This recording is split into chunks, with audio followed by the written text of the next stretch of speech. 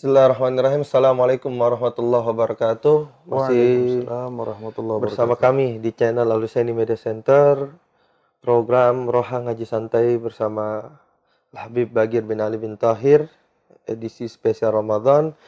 Di dalam pertemuan yang lalu kita membahas tentang taubat di dalam kitab Faidul Mukhtar ini. Dan pada pertemuan kali ini juga insya Allah kita akan membahas tentang taubat sampai pada nomor 3. Ya, di halaman, kalau mau lihat kitab bisa dilihat di kitab halaman 411. Di sini katakan, Bib, saya baca ya. Tafadhal. Qala ba'duhum wa kanat at-taubatu fi bani Israil bi qatlin nafs kama qala ta'ala fatubu ila bari'ikum faqtulu anfusakum. Boleh saya langsung jelaskan, Bib? Boleh silakan, Habib. Bismillahirrahmanirrahim. Alhamdulillah wassalatu wassalamu ala sayyidina Rasulillah Sayyidina Muhammad bin Abdullah wa ala alihi wa sahbihi wa man walah wa la hawla wa la quwata illa billah amma ba'd. Terima kasih telah memberikan kesempatan kepada kami untuk menyampaikan tentang daripada kajian kitab Fawaidul Mukhtarah yang pada saat ini, kesempatan ini kita telah sampai kepada nomor yang ketiga. Di situ dijelaskan bahwa sebagian ulama mengatakan yang mana ini termasuk kekhususan untuk umatnya Nabi besar Muhammad sallallahu alaihi wasallam. Beliau katakan kanati taubah fi bani Israil bigatlin nafas. Taubatnya orang-orang Bani Israel itu bukan seperti taubat umatnya Nabi Muhammad. Kita kalau taubat cukup kita ambil air wudhu, kita gelar sejadah, kita sholat sunnah taubat, setelah itu baca istighfar, memohon ampun kepada Allah dengan sungguh-sungguh selesai. Dan tidak ada yang tahu satupun daripada orang-orang yang kita nggak membuat dosa di hadapan mereka.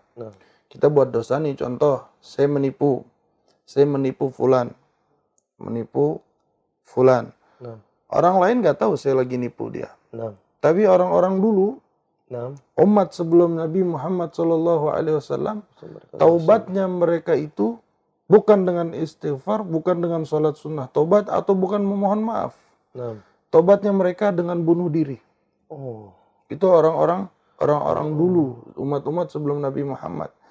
Sampai Allah katakan dalam Al-Quran yang menjelaskan tentang perkara tersebut. Apa kata Allah? Fatubu ila bari'ikum faqtulu anfusakum.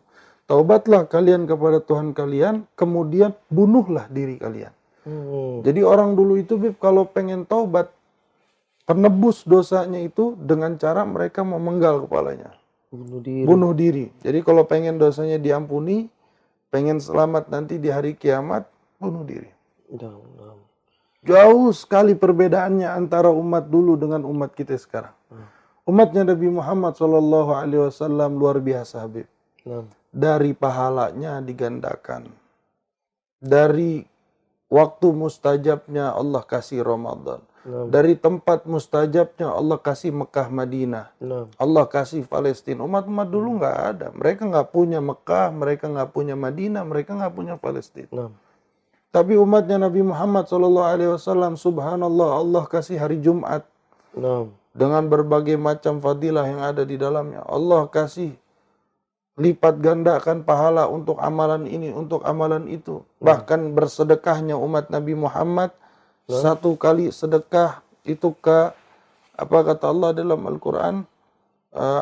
Walladzina yunfikuna amwalahum fi sabilillah kama sali habbatin ambatat sab'a sanabila fi kulli sumbulatin mi'atu habbah. Kita sedekah 1000 itu bagikan kita nanam biji di dalam tanah. Yang mana dari satu biji itu akan tumbuh ribuan tangkai, akan tumbuh puluhan tangkai, yang dari setiap tangkainya akan membuahkan biji-biji yang begitu banyak. Itu umat Muhammad kalau sedekah 1000 lipat gandanya banyak. Umat dulu nggak punya. Udah nggak punya kelebihan, udah nggak punya keistimewaan di dalam amal baik, sekalinya buat dosa disuruh bunuh. Tapi lihat umat Nabi Muhammad SAW dengan begitu banyak kekhususan yang Allah berikan kepada kita di dalam pahala-pahala.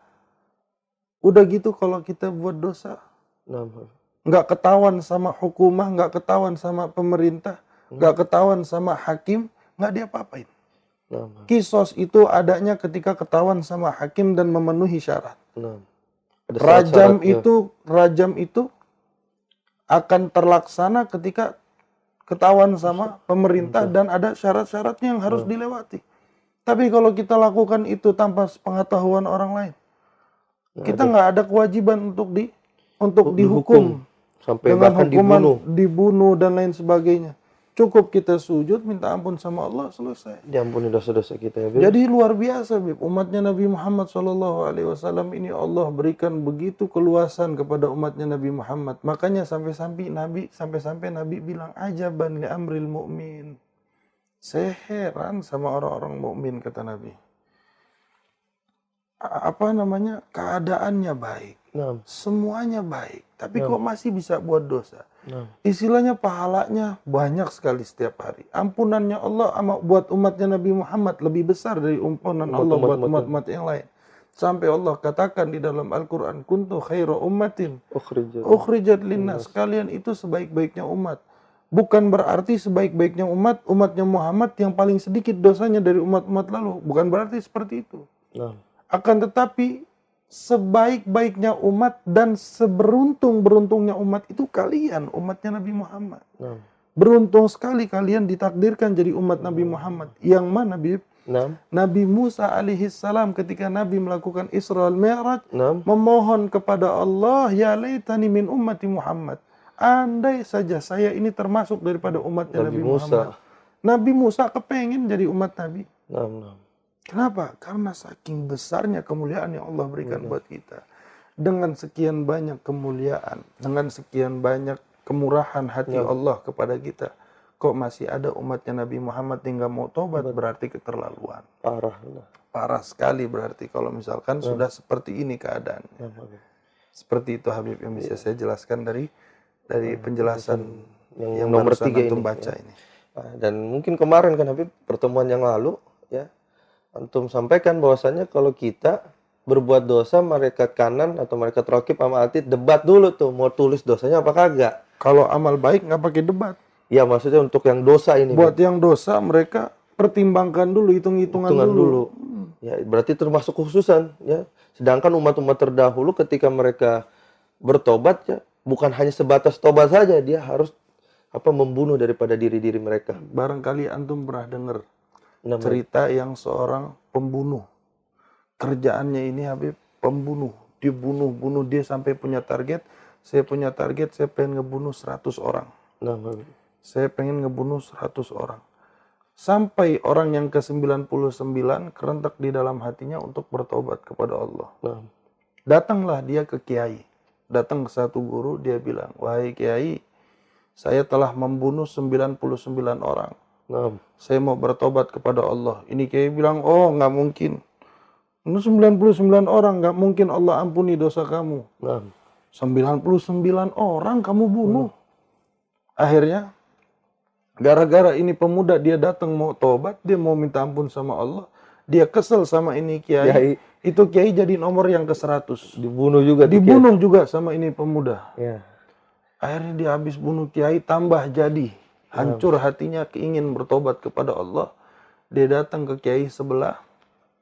Dia datang, dia minta maaf sama kiai. Dicerita, dicurhat sama kiai. Wahai kiai, saya pengen tobat, saya pengen minta maaf, saya pengen ini, saya pengen itu. Sampai akhirnya kata kiainya, kalau kamu pengen tobat, datanglah kamu ke masjid ini.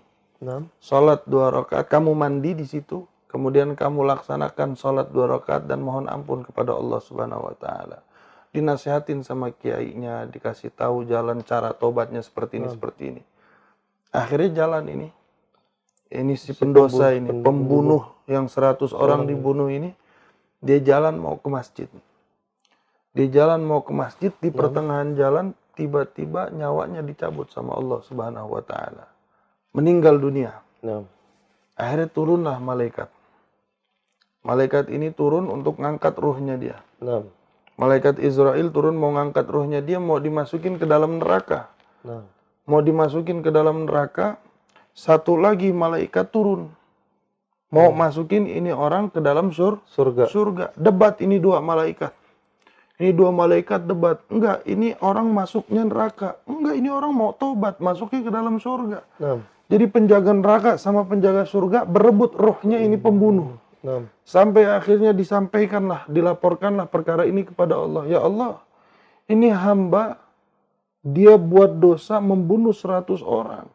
Sudah jatahnya saya ngambil ruh dia masukin ke dalam neraka. Itu kata yang pegang neraka. Nah. Kata yang megang surga, dia turun, ya Allah ini hamba mau taubat. Ini hamba mau minta ampun kepadamu. Niat baiknya harus kita hargai. Niatul mu'min khairun min amali. Niatnya lebih baik kebanding amalnya.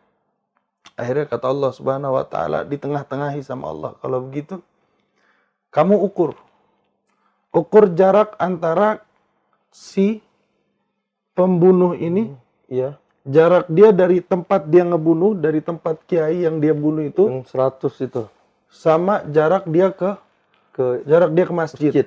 Iya. Sama jarak dia ke masjid. Jauhan mana? Nah. Lebih jauh mana? Lebih dekat mana? Nah.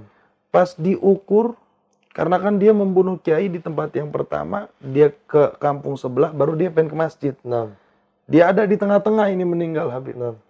Begitu diukur, ternyata hanya lebih 1 hasta, 1 jengkal. Nah. 1 jengkal dia lebih dekat ke masjid. Ketimbang tempat bunuhnya. Ketimbang ke tempat bunuhnya. Nah. Tempat bunuhnya lebih jauh 1 jengkal. Nah. Akhirnya Allah Subhanahu wa taala menurunkan ketentuan, Allah mengeluarkan ketentuan bahwa pembunuh ini tempatnya di dalam surganya Allah Subhanahu wa taala. Subhanallah. Padahal belum taubat dia. Iya, belum Dia tobat. belum taubat. Mungkin saja masih dalam keadaan junub dia meninggal. Karena kiainya bilang kamu sholat, kamu mandi dulu. Ya. Habis mandi baru kamu laksanakan sholat 2 rakaat, baru kamu tobat. Nah. Baru keinginan tobat di dalam hatinya dan dicabut nyawanya oleh Allah, surga tempatnya. Luar biasa nih. Luar biasa. Tobat kepada Allah Subhanahu wa taala ini luar biasa. Makanya Allah nggak sembarang pilih ketika Allah kasih hidayah, kasih taufik kepada seorang hamba untuk bertobat dan dicintai olehnya, itu sebuah keistimewaan yang begitu luar biasa. Nah, makanya kita yang anteng aja sama dosa kita yang istiqomah aja sama maksiat kita, nggak kerentek buat minta ampun, buat taubat sama Allah sama sekali, berarti kita masih belum pengen dicintai sama Allah. Kalau pengen tahu kita ini dicintai sama Allah apa kagak, lihat. Jadi ini kaidah Habib. Nah. Ketika kita ingin tahu kita ini dicintai sama Allah apa enggak, kita ini dekat sama Allah apa enggak, lihatlah di mana Allah menempatkanmu. Seandainya Allah menempatkanmu dalam keadaan ghaflah, jauh dari Allah Subhanahu wa taala, berarti Allah lagi nggak cinta sama kamu. Tapi ketika kita lagi deket-deketnya sama Allah, lagi tobat-tobatnya sama Allah, lagi rajin-rajinnya sholat, itu Allah lagi dekat sama kita. Gitu ya, Habib. Jadi Seperti itu, Habib. Nah, mungkin Habib, sebelum kita tutup pengajian kita pada kali ini, saya baca yang nomor 4, Habib. Boleh, satu lagi. Bismillahirrahmanirrahim. Kana banu Israel idza adnaba ahaduhum danban aw fa'ala ma'siyatan fa innahu idza asbaha yajidu maktuban ala babi darihi fulan fa'ala kadza wa kadza kafaratuha kadza wa kadza wa yara dzalika al-khasu wal am. Ini disebutkan di dalam kitab Khasaisul Ummah Muhammadiyah yang dikarang oleh ulama yang terkenal, tersohor di kota suci Makkah Al-Mukarramah, itu Sayyid Muhammad bin Alwi Al-Maliki. Beliau mengatakan, ini termasuk kekhususan umatnya Nabi Muhammad. Bani Israel itu kalau buat dosa, Beb, contoh malam ini Bani Israel buat dosa. Buat dosa zina misalkan. Dia buat dosa zina sama fulana. Besok setelah dia tidur, dia bangun pagi, akan terlihat tertulis di hadapan pintu rumahnya secara jelas tulisan fulan fa'ala kada wa kada. Ini yang tadi malam zina, namanya sebutlah misalkan namanya Doni misalkan. Doni berzina. Kemudian kafarahnya, tebusannya adalah sekian-sekian. Nah, dengan membunuh dirinya atau dengan membayar ini atau dengan memukul dirinya. Pokoknya ada kafarohnya, ada balasannya. kafarahnya, balasannya. Dan itu bukan hanya disaksikan oleh pendosanya saja. Nah, Khas wal am, ulamanya, orang awamnya akan melihat tulisan di pintu. semua Itu orang Bani melihat Israel. berarti, Bib. Semua orang melihat, semua orang tahu, oh ini fulan jelek. Coba bayangin kalau misalkan keadaan itu terjadi di umatnya Nabi Muhammad. Pada kita, Bib. Kepada kita. Hmm. Niscaya, wah kita buat dosa sekarang, besok pagi udah ketulis, udah ada listnya. Nah, nah. Udah ada list, yang dosa bohong, yang dosa ini, yang dosa itu. Mungkin pintu rumah kita kagak cukup kali buat Nyatet buat dosa tulisan dosa kita. Nah, Kalau misalkan ditulis itu dosa-dosa kita, tapi orang-orang dulu sebelum umat Nabi Muhammad, setiap buat dosa ketulis langsung. Nah, ini kan kekhususan yang luar biasa, kita ditutup aib kita sama Allah. Makanya pantas kalau misalkan Al-Imam Hasan Al-Basri, nah, beliau mengatakan, andai saja dosa itu memiliki bau, katanya. nah, Andai saja dosa itu memiliki bau, ada baunya gitu, Bib, dosa. Beliau bilang, niscaya tidak ada akan satu pun manusia yang mau mendekat kepadaku, bahkan hewan tidak akan mau mendekat kepadaku. Saking baunya badan saya ini karena dosa yang saya bawa. Itu Imam Hasan Al-Basri. yang ngomong. Yang ngomong Imam Hasan Al-Basri, murid langsungnya Sayyidina Ali. Bagaimana kita orang awam, nggak kebayang, mungkin kita nggak laku-laku. Sampai kita meninggal dunia, nggak ada cewek yang mau kawin sama kita. Bau. Kalau misalkan dosa kita kecium. Nah, Tapi rahmatnya Allah, Allah tutup dosa kita. nah. Allah masih buat orang-orang terima kita, cinta sama kita. Padahal di balik itu kita adalah seorang pribadi yang buruk, yang jauh dari Allah Subhanahu wa Ta'ala. Seperti itu. Jadi luar biasa ya, pemirsa, penonton Al-Husaini Media Center. Ya, kalau pertemuan lalu ya tentang bagaimana rahmatnya Allah, pertemuan kita pada kali ini ya membandingkan bagaimana cara ya taubatnya umat-umat terdahulu ya daripada umat-umat Bani Israel dengan kita. Artinya jauh lebih mudah buat kita untuk bertobat kepada Allah Subhanahu wa Ta'ala. Masa ya kita kagak mau bertobat. Ya terlebih lagi ya, ini kita dalam season edisi spesial Ramadan. Ya mudah-mudahan Habib ya Allah jadikan kita daripada orang-orang yang demen bertobat sama Allah Subhanahu wa Ta'ala. Mungkin pertemuan kita pada hari ini sampai di sini saja, kurang lebihnya mohon maaf. Assalamualaikum warahmatullahi wabarakatuh. Waalaikumsalam warahmatullahi wabarakatuh.